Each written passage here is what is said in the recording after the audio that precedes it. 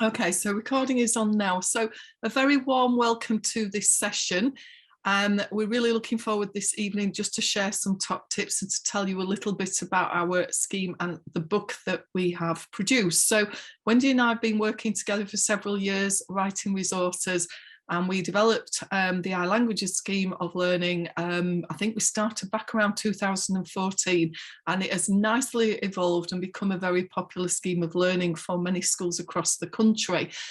What we have done is to keep in close contact with scheme users to find out what is working fantastically well, and along the way we have improved various aspects of it, so it's a very sort of fresh, up-to-date scheme.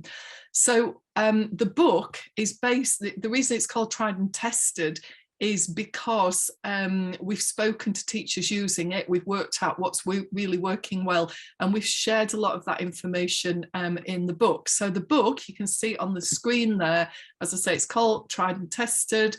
It's written by myself and Wendy. We're both practicing teachers, and we've got several chapters. You can see on the screen there, there is a chapter on curriculum and planning. So we help teachers, we help language coordinators in primary schools to really understand how to understand sort of how a curriculum should be sequenced, and we talk about the planning.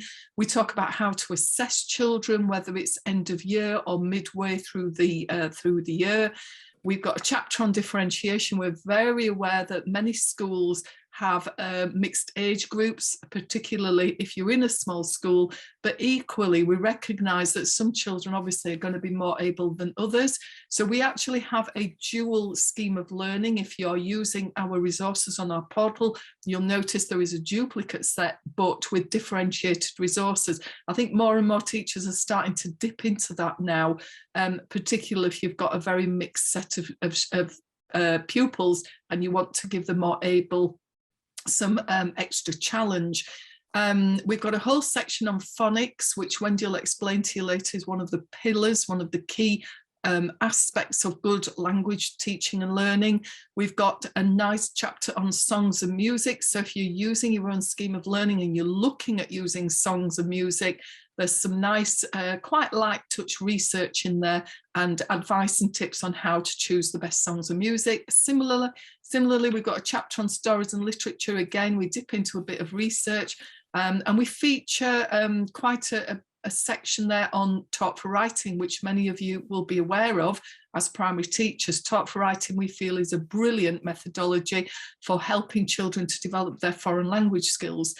There's quite a meaty section on grammar, because we are aware that some teachers that are leading or teaching languages at primary level needs a little bit of extra support in understanding how the Spanish or French grammar works, and we do kind of a compare and contrast to English. We've got a section on technology. We mention a range of different apps, etc., that are out there, including our own app.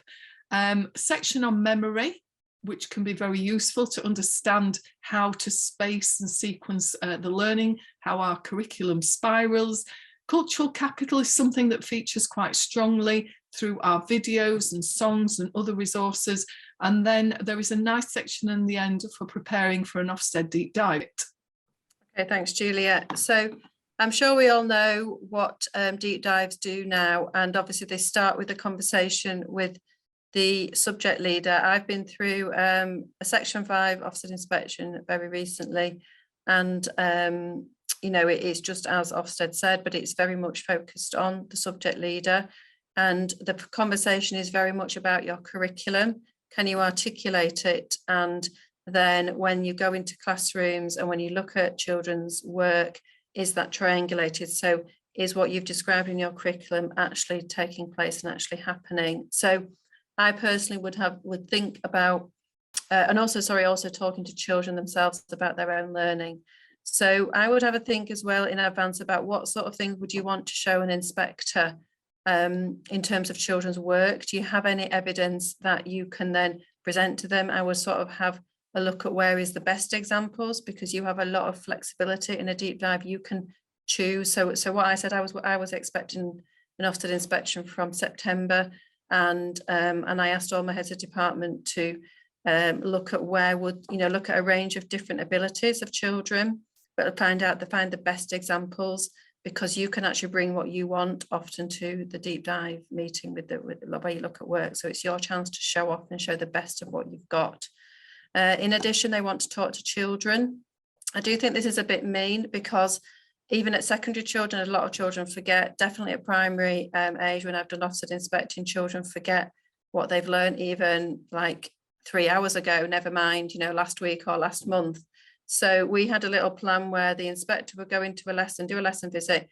He'd point to 3 children that he wanted to speak to, and then they went via the deputy head's office before they actually got to the inspector's meeting, and the deputy head reminded them and showed them the learning journey, reminded them of what they have been doing recently in that particular subject. So I would very much recommend you do that, because I think it's mean, and I think that we've got to play the game. Ofsted unfortunately is a bit of a game as well, and I think it's unfair to put too much weight on what children can remember, particularly during this pandemic, and particularly because of the fact that children have had a lot of absence. But anyway, even in normal circumstances, I do think it's a bit unfair. So there's a couple of top tips from me around that. But I would have on one page, ideally, I wouldn't bring a big comfort folder with you to a deep dive meeting, because you never end up opening it and you never find the bits that you want to have. I would have on one page your long-term plan, and I'd have the 3 pillars of progression and show how progression is in phonics, grammar and vocabulary. I would have maybe on another page, so maybe have a double page, have some bullet points of key things that you want to talk about, that you think you're doing particularly well and you want to almost sort of show off about.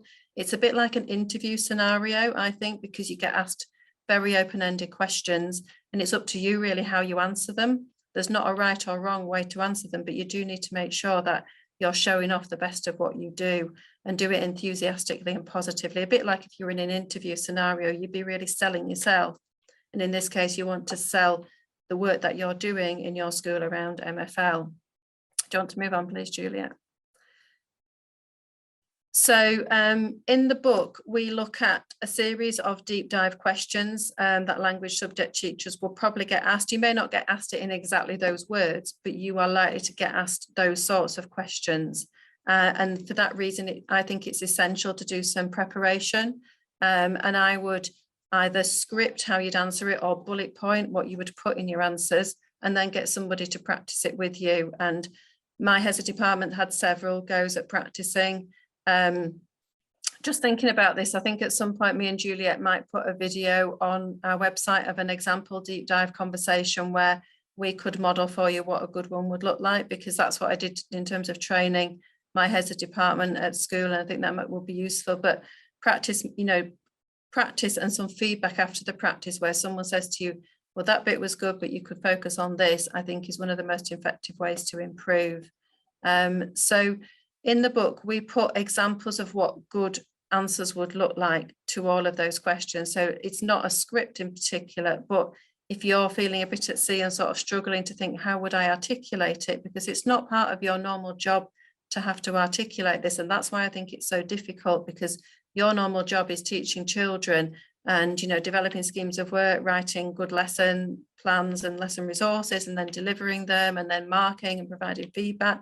That's what is your bread and butter of your daily life. It is not having to articulate your curriculum. And so I do think some support around this is really useful for teachers. So in the book, and if you want to move on to the next slide, Juliet, we've got examples of how you would answer those questions that I've shown on the previous slide. And this will be an example of one of them. So this is a really key thing that is threaded through the new inspection framework, which is about retention and retrieval practice. So you need to be able to mention those keywords. You need to talk about retrieval practice. As I mentioned before, in languages, it's absolutely essential. You could mention I've mentioned it in this paragraph here, the fact that research says that children need to have come across a word between 6 and 14 times to stick in the long-term memory. And you might say, well, why is it between 6 and 14? Why is it 6 and why is it 14? The answer to that is some words are a lot harder to remember than others. Some are easier. The words that are cognates, that are closer to English, are easier. Words that children come across a lot are easier. And also it's to do with the ability of the child as well. So children who are able do tend to pick things up more quickly, and they need less times to reinforce things. So, but what we do know is we all have mixed ability classes, and therefore we've got to over teach, and we've got to probably teach this more times than we think we might. So I would use some of these key words that I've highlighted here in bold. Talk about making it stick in the long-term memory. Talk about spaced practice, which is the two most effective techniques to help memory are retrieval practice, which is practice testing, and spaced practice, where just about the time where you start to forget something, which is usually between 2 and 3 weeks after you've learned it, is you revisit it.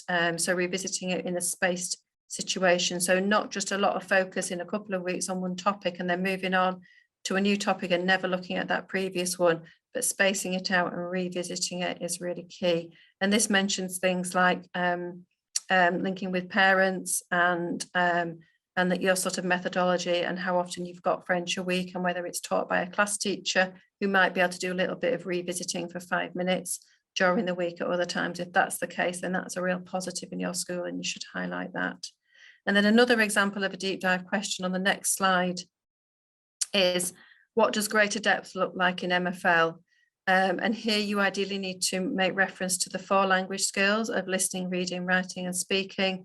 You'd be talking about longer conversations, accurate pronunciation, and children being able to cover, especially by the end of year 6, a variety of different topics. So that means that they can know and remember more. They remember what they've learned in previous years and previous lessons. They're not just talking about the topic that they've just learned, and that will be a key aspect of greater depth. So that's another example of what a good answer in a deep dive meeting could look like. As I said in the book, you get a full set of answers to the main questions that could be asked.